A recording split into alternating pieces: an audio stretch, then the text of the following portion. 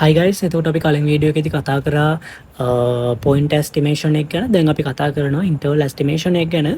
ඇත්තටම ඉන්ටර්වල් එස්ටිමේෂන් කියලා කියන්නේ තනි සරල දෙයක්. ඒ කියන්නේ අපි කලින් මොකද කරේ පොයින්ට් එස්ටිමේෂන් එකේදී යම්කිසි සිංගල් වැලියු එකකට අපි මොකද කරේ දීලා තියෙන කන්සිඩර් කරන යම්කිසි පොපියුලේෂන් පැරාමීටර් එකක් අපේ සාම්පල් පැරාමීටර් එකකට එස්ටිමේට් කරපු එක.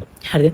ඒක සාමාන්‍ය සිංගල් වැලියු එකකට. දැන් මෙතන ඉන්ටර්වල් එස්ටිමේෂන් එකේදී කරන්නේ අපි ඒ වැඩේම තමයි කරන්නේ මෙතනදීත් එස්ටිමේට් කරනවා. හැබැයි යම්කිසි ඉන්ටර්වල් එකක් ඇතුලේ තියෙන වැලියුස් කීපයකට. උදාහරණයක් විදියට හිතන්න මෙහෙම. මගේ ගාව තියෙනවා සාම්පල් එකක්. ඒ සාම්පල් එකේ සාම්පල් මීන් එක මට එනවා මේ 170 සෙන්ටිමීටර කියලා. සාම්පල් මීන් එක එනවා 170 සෙන්ටිමීටර කියන එක. හැබැයි මට මේක අර අපි ඉස්සරහට කතා කරනවා කොන්ෆිඩන්ස් ඉන්ටර්වල් කියලා එකක්. මේ කොන්ෆිඩන්ස් ඉන්ටර්වල් එකෙන් අපිට කියන්න පුළුවන් මෙයාව අපිට එස්ටිමේට් කරන්න පුළුවන් 160. ඒ කියන්නේ මෙයාගේ පොපියුලේෂන් මීන් එක අපිට එස්ටිමේට් කරන්න පුළුවන් 160 සහ 172 අතර පවතිනවා කියලා 95 කොන්ෆිඩන්ස් ලෙවල් එකට අරමු. සොරි. හරි. දැන් ඔයාලට තේරෙනවා මෙතන මේ ගැන කතා කරද්දී මොකක්ද අපිට කොන්ෆිඩන්ස් ඉන්ටර්වල් කියලා එකක් ගැන අපිට කොන්ෆිඩන්ස් ඉන්ටර්වල් කියලා වචනයක් අහුවනවා. බලමු මේ කොන්ෆිඩන්ස් ඉන්ටර්වල් කියන්නේ මොකක්ද කියලා. හරි. කොන්ෆිඩන්ස් ඉන්ටර්වල් කියලා කියන්නේ ඇත්තටම කොන්ෆිඩන්ස් ඉන්ටර්වල් කියලා කියන්නේ මෙන්න මේ ඉන්ටර්වල් එක. හරි. මෙන්න මෙයා සහ මෙයා මෙන්න මේකට තමයි අපි කියන කොන්ෆිඩන්ස් ඉන්ටර්වල් එක කියලා. සාමාන්‍ය ගණන් වලදී අපිට ඉස්සරහට ගණන් ගොඩක් කරත් මෙන්න මේ සම්බන්ධ වෙන මොන ගණන් වුණත් ඉස්සෙල්ලා අපිට එස්ටිමේට් එක ගැන ලියන්න ගියාවි. ඊට පස්සේ එස්ටිමේට් කරන්න ගියාවි. ඒ එස්ටිමේට් කරන විදිය අනුව අපිට කියන්න පුළුවන් පොයින්ට් එස්ටිමේෂන් එකක් නම් හරි ඒසි දෙයක්. ඒක අපිට එස්ටිමේට් කරන්න පුළුවන්. හැබැයි අපිට ලැබෙන්නේ ඉන්ටර්වල් එස්ටිමේෂන් එකක් නම් අපිට කොන්ෆිඩන්ස් ලෙවල් එකක් හම්බ වෙනවා. ඒතර කොන්ෆිඩන්ස් ලෙවල් එකට අදාළව අපි කන්සිඩර් කරන අපිට ලැබිලා තියෙන දත්තත් එක්ක අපි හොයන්නට ඕන මෙන්න මේ ඉන්ටර්වල් එක. මේක තමයි අපිට හොයන්න තියෙන දේ. හරිද? මෙන්න මේ කොන්ෆිඩන්ස් ඉන්ටර්වල් එක තමයි අපිට හොයන්න දෙන්නේ. එතකොට මේ කොන්ෆිඩන්ස් ඉන්ටර්වල් කියලා මේ දියුනේ ඉන්ටර්වල් එක මට ඒක ලියන්න පුළුවන් මෙන්න මේ විදියට. Instead of estimating the parameter with one number, can a point estimation එක නැතුව we estimate it with a range. මොන හරි රේන්ජ් එක මොන හරි ඉන්ටර්වල් එක අපි ඒක එස්ටිමේට් කරනවා. මේක තමයි කියන්නේ මොකද්ද කොන්ෆිඩන්ස් ඉන්ටර්වල් කියලා.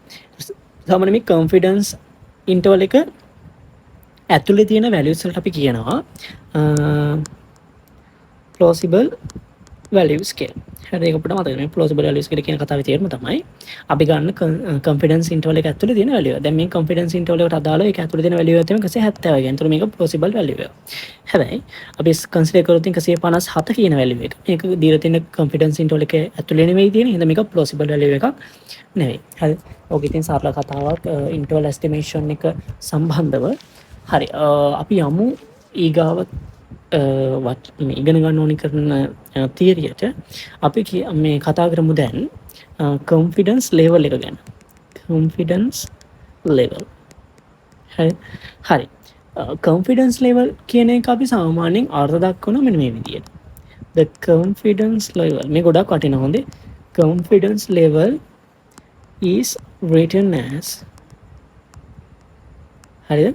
මේ කොන්ෆිඩන්ස් ලෙවල් එක අපිට ලියන්න පුළුවන් 100 කියන එක ලියන්න පුළුවන් 1 - alpha කියලා. හරිද? මේකේ alpha කියලා කියන්නේ significant level එක. significance level එක. හරි significance level එක. ඒකට අපි කියනවා මොකද්ද? alpha කියලා කියනවා. හරි. හිතලා බලන්න නිකන් හරි අපි ගාව තියෙන suppose alpha gain එක 0.05 කියලා. එතකොට අපිට CL හොයන්න පුළුවන්. CL සමානයි 1 - alpha. ඒ කියන්නේ 1 - 0.05. ඒ කියන්නේ කීයද? 0.95. ඒ කියන්නේ 95යි. මේකට අපි කියන confidence level එක කියලා. විභාගදී මේ වගේ අපිට levels හම්බ වෙනවා. confidence level එක 95%. නැත්නම් අපිට කියන්න පුළුවන් 90%, 85% වහම දේවි. හරිද? ඒක දෙන එක අපිට ගොඩක් වැදගත් වෙනවා. එකක් අපිට මේ alpha කියන එක හොයාගන්න නැත්නම් confidence එක හොයාගන්න. සමහර අවස්ථාවලදී confidence level එක අපි හොයාගන්න ඕන. සමහර අවස්ථාවලදී අපිට ඕන වෙනවා මේ අතරම alpha. ඒත් alpha එක හොයාගන්න තමයි අපිට අතරම මොකද්ද මේ අතරම මේ කොන්ෆිඩන්ස් ලෙවල් එකෙන් ඇත්තටම කියන්නේ. ඒ කියන්නේ මම ඔයාලගෙන් ප්‍රශ්නයක් අහුවොත් what does it mean? ඇත්තටම ඒකෙන් මොකද්ද මීන් කරන්නේ? මේ කොන්ෆිඩන්ස් ඉන්ටර්වල් කොන්ෆිඩන්ස් ලෙවල් එකෙන් ඇත්තට මීන් කරන්නේ මොකද්ද? ඔයාලා දන්නවා මේ අපි ඇත්තටම කොන්ෆිඩන්ස් ලෙවල් එකක් ඇත්තටම මෙතනදී කියන ඇත්තටම මේ කන්සිඩර් කරන කොන්ෆිඩන්ස් ඉන්ටර්වල් එක ඇතුලේ ඒ කන්සිඩර් කරන ඉන්ටර්වල් එක ඇතුලේ අපිට ඇත්තටම මේ දීලා තියෙන අපේ ඇත්ත පොපියුලේෂන් මීන් එක වෙන්න තියෙන කොන්ෆිඩන්ස් එක හරිය 95යි. වෙන දින උපරිම සම්භාවිතාවයක් තියෙනවා කියලා තමයි කියන්නේ. ඒක තමයි කියන්නේ ඇත්තටම කොන්ෆිඩන්ස් ලෙවල් එකක් කියලා. දැන් හරිය අපි කියනකොට there is a 95% probability that the true mean is in this one calculated interval. හරිද? ඔක තමයි ඇත්තම 95% කියන එක අපිට දැන් විභාගෙ දෙන එකක්. අපිට මේ මීන් කියලා කියන්නේ අපිට එස්ටිමේට් කරන්න දෙනවා පැරාමීටර් එක. ඒක මොකද කියන එක මත මම මේ සරල උදාහරණයක් ගත්තේ මීන් එක සහ කොන්ෆිඩන්ස් ලෙවල් එකක් දුන්නම 95 කියලා. මොකක්ද එකෙන් කියන කතාව කියලා මම කිව්වා. හරිද? ඊට පස්සේ මම ඔයාලගේ chart එකක් ගහුවා මේ විදිහට. හරිද? දැන් මේක තමයි අපේ තියෙන කොන්ෆිඩන්ස් ඉන්ටර්වල් එක. හරිද?